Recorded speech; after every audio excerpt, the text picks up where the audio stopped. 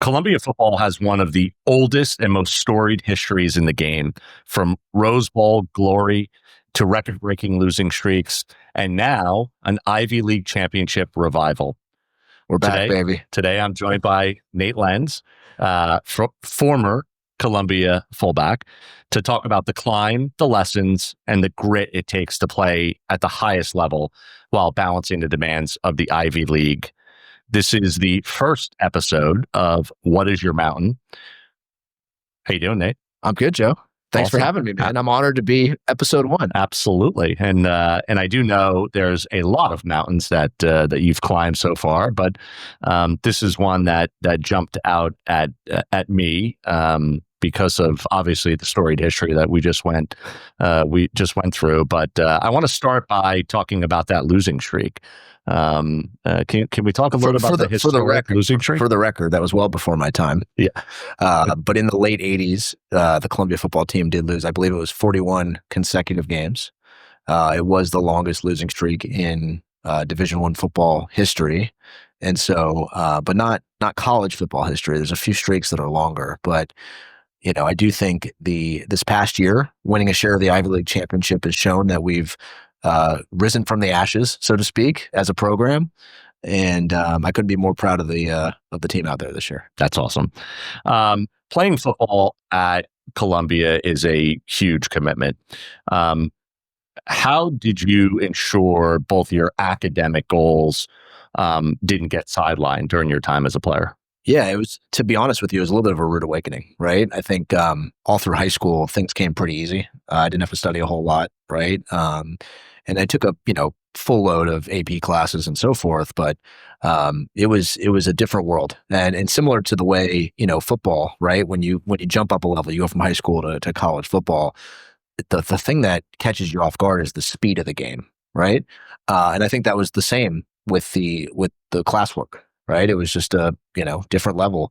And so I had to learn to adapt pretty quickly in that way. Now, thankfully, playing, major college sport, right, your structure is pretty regimented, right? Like your schedule, it's set up for you. So you're doing, 7 a.m., you're in the weight room.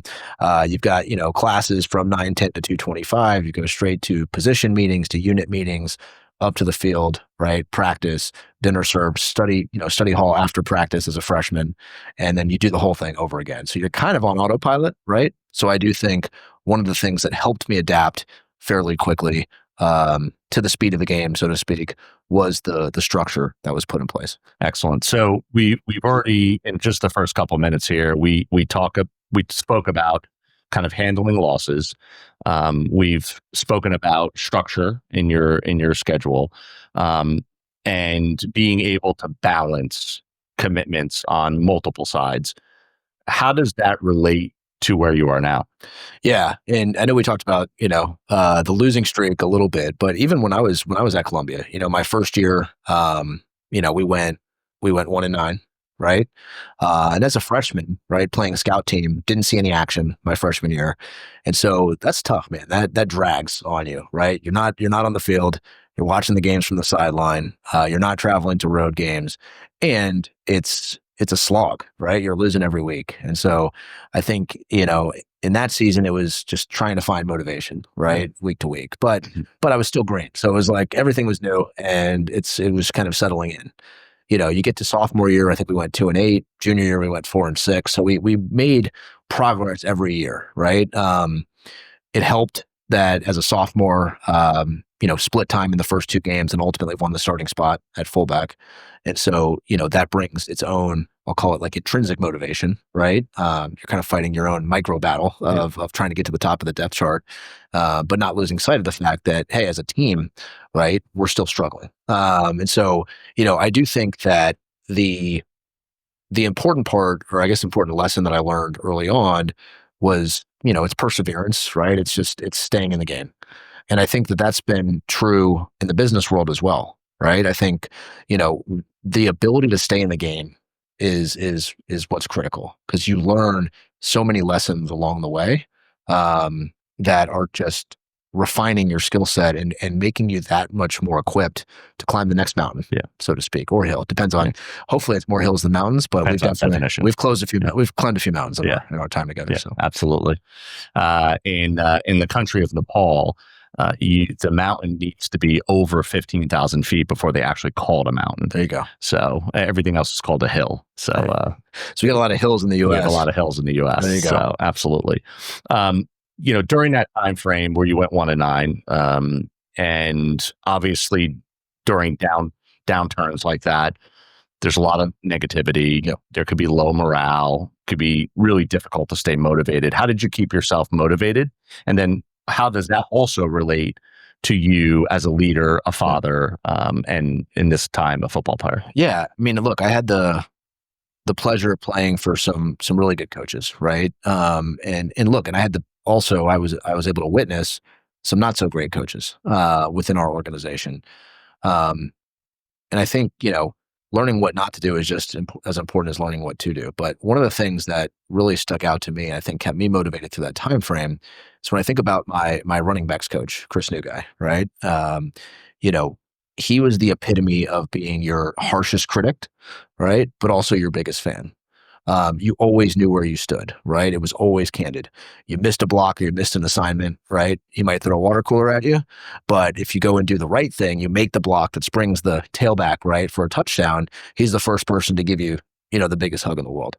And so I think that, witnessing that and having experienced that firsthand, was formative, right? And how I think about, leadership. I think you do want to be, candid, right? As difficult as that might be sometimes, because I think that does show people you care about them, right? If you're open, honest, and you're giving real-time feedback. It's, one of our coaches used to always say, if I'm not yelling at you, that's when you have a problem, right? Because then I've given up on you, So I do think that that's critically important to people's development. They need to know where they stand and what they can improve upon. But I also think it's equally as important to celebrate the wins. And especially if you're going through some adversity, whether it's on the field, right, or in the office, making sure that you take time to celebrate the wins, I think goes a long way to keeping morale even in difficult situations. Yeah, absolutely.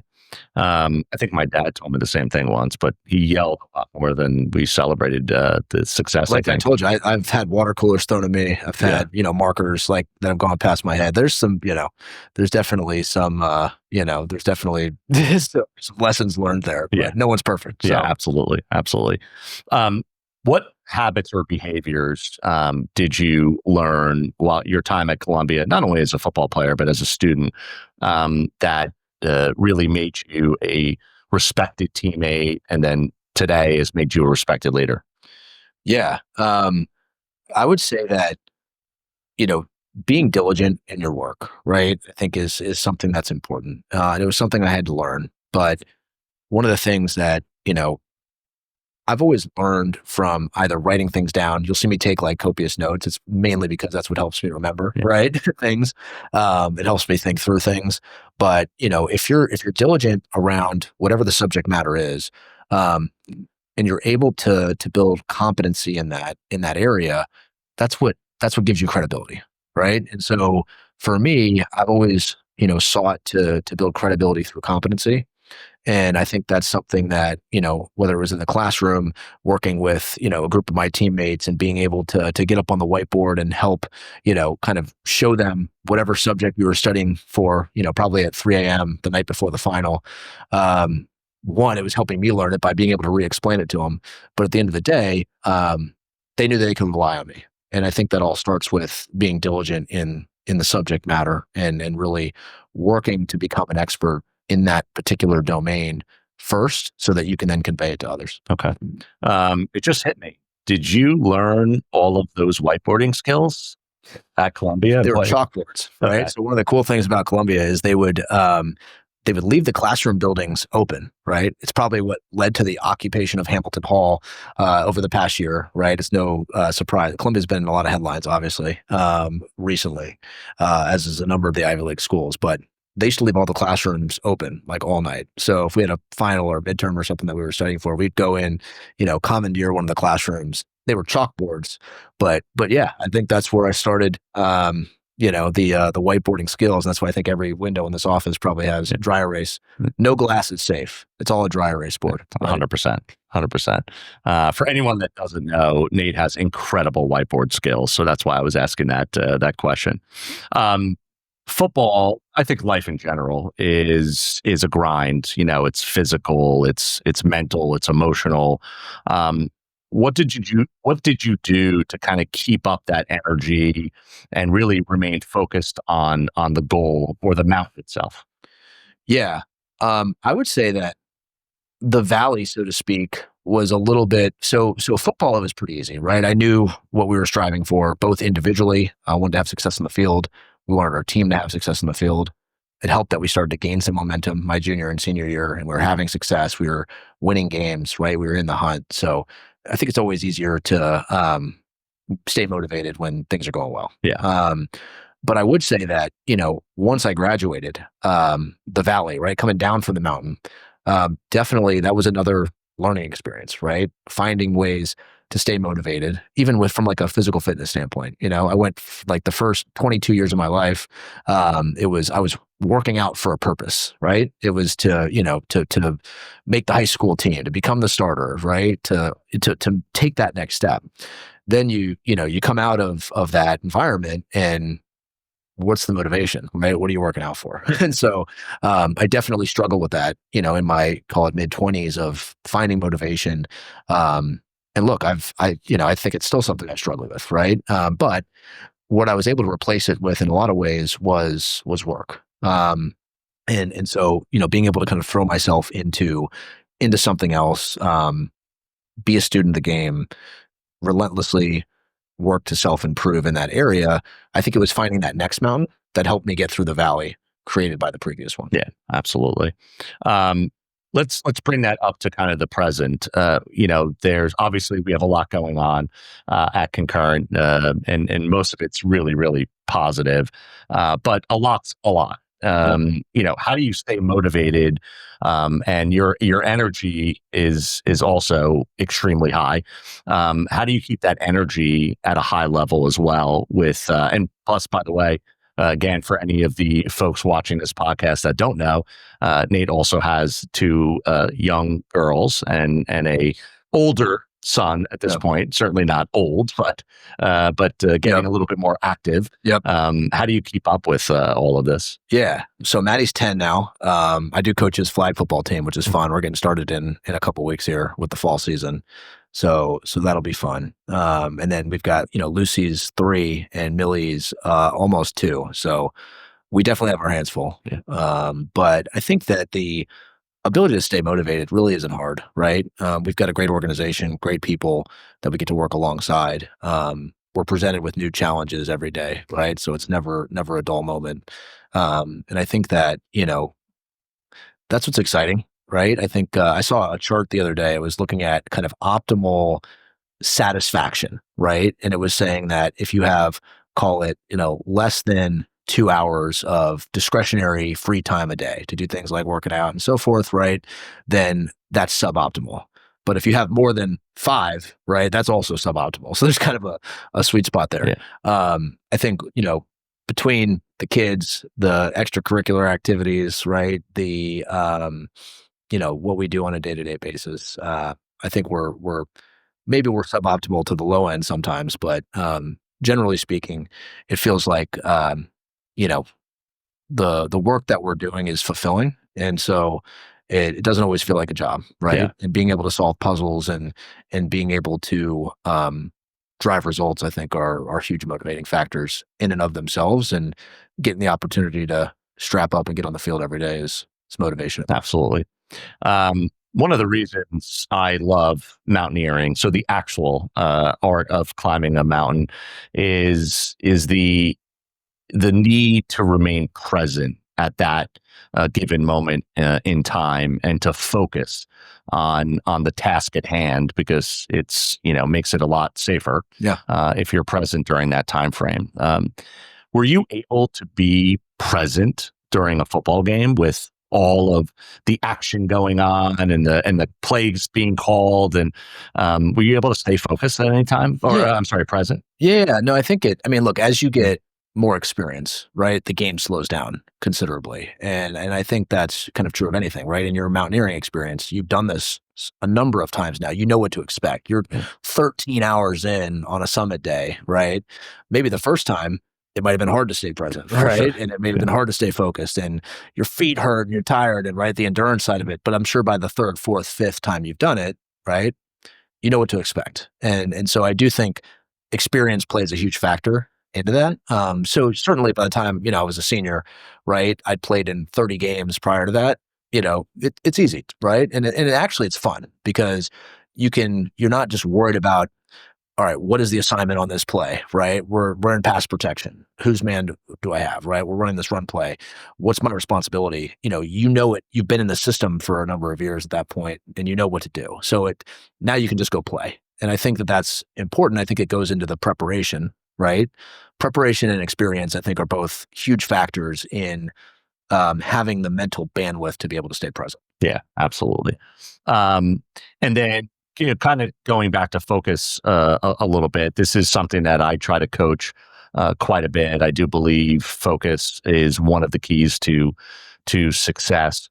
Now, again, we can talk about this at either the time at Columbia or the time, today. How do you stay focused on any one particular task at Columbia as a football player, and as well as in your professional life right now at Concurrent? I would say playing ball, right? There was kind of a singular focus, you know what I mean? Like everything was really pointing to how can you, and I think this goes to how I describe teamwork. I don't really think about teamwork as everyone sitting around a campfire singing Kumbaya, right? It's not about, just a collegial environment. In my mind, teamwork is the culmination of each individual player doing their job, right? That as a collective results in a successful outcome. You know what I mean? So, in football, right? If we're in the I formation or running inside zone, and my job is to block the backside defensive end, right? To make sure he can't crash down to get the tailback. But the offensive guard's job is to, block on the 3 technique and get up to the inside linebacker, right? And you can play this out across the board, right? If any of those pieces break down, the play breaks down. Yeah. And so, from my perspective, I think it was always in football, it was always pretty clear. Here's what the objective is, right? And I knew what to do. So staying focused wasn't all that difficult in that environment. I do think in the office environment today, right, we've got so many competing priorities, right? Everybody does. You've got different projects that you're working on. You've got different issues that the organization might be experiencing, right? There's the concept of, well, do you just pay attention to the alligator closest to the boat, right? Or do you keep your head up and look downriver? So from my perspective, I do think it definitely in this environment takes, being intentional around prioritizing, right? I also think, prioritizing both your day as well as on some regular frequency, looking at overarching firm priorities, because I think that is the compass, right? That will help you prioritize your day as things pop up, as fires get started. If you're paying attention to, okay, here's our firm level objectives that we're pursuing, right? That can help to prioritize all the different tasks that might come up or issues that might arise. Yeah.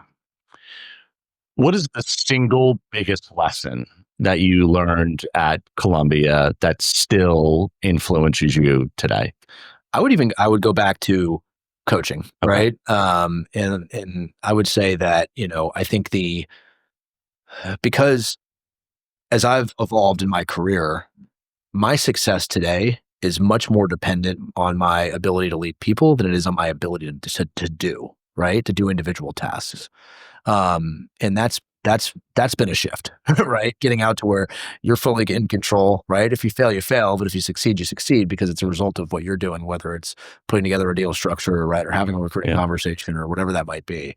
I would say in my role today, it's so much more about empowering those around me.